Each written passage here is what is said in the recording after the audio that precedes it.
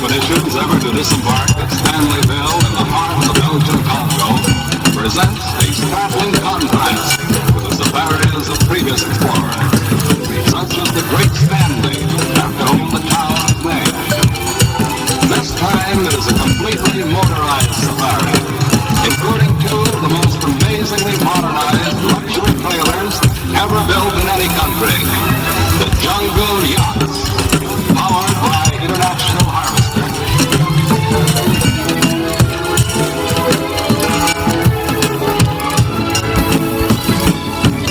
These streamlined trailers and their complement of stock model international trucks constitute the caravan of the 10th Ghanaian African Expedition under the leadership of Commander Attilio Gatti, veteran of many years' experience in Africa's darkest interior. Accompanying him is Mrs. Gatti, his American wife.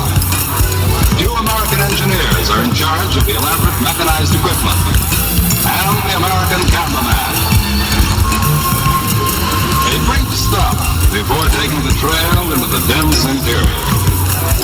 But what's this? Why, it's a jungle reception committee. Mr. and Mrs. Chimpanzee. The coy little lady is seeking security and safety behind the protection of her hairy consort. General Hermans, Vice Governor of the Belgian Congo, comes to inspect the trailers. The last word in civilized comfort and convenience. Completely electrified, with every conceivable needed scientific and household appliance. Air conditioned for both heat and cold.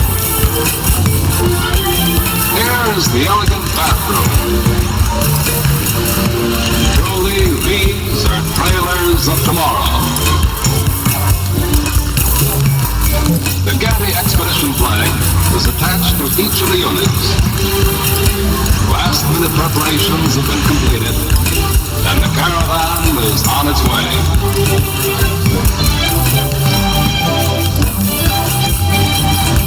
In the jungle and mountain country, the Belgian Congo government has built dirt roads, bare and dry spoons, difficult when the rains come.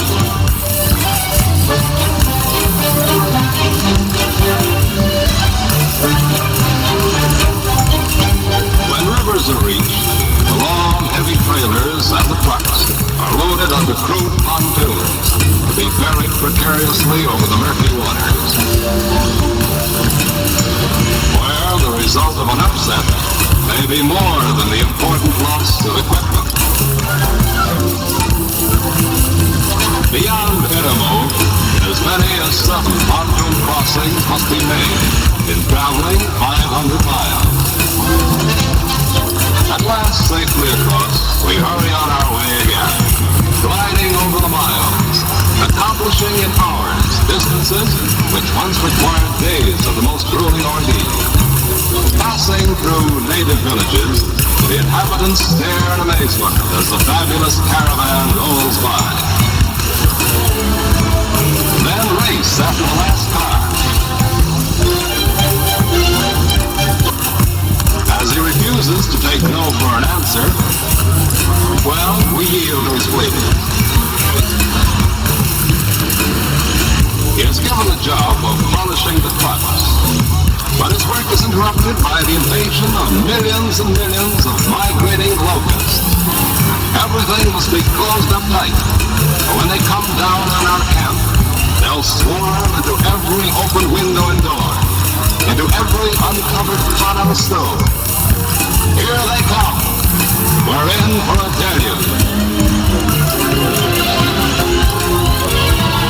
But for the camp boys, it's a holiday.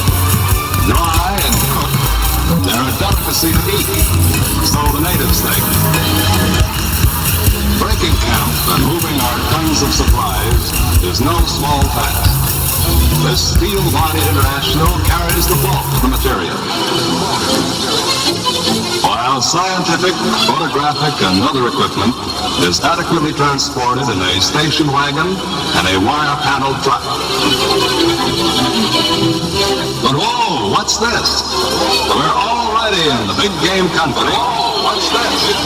We're already in the big game country.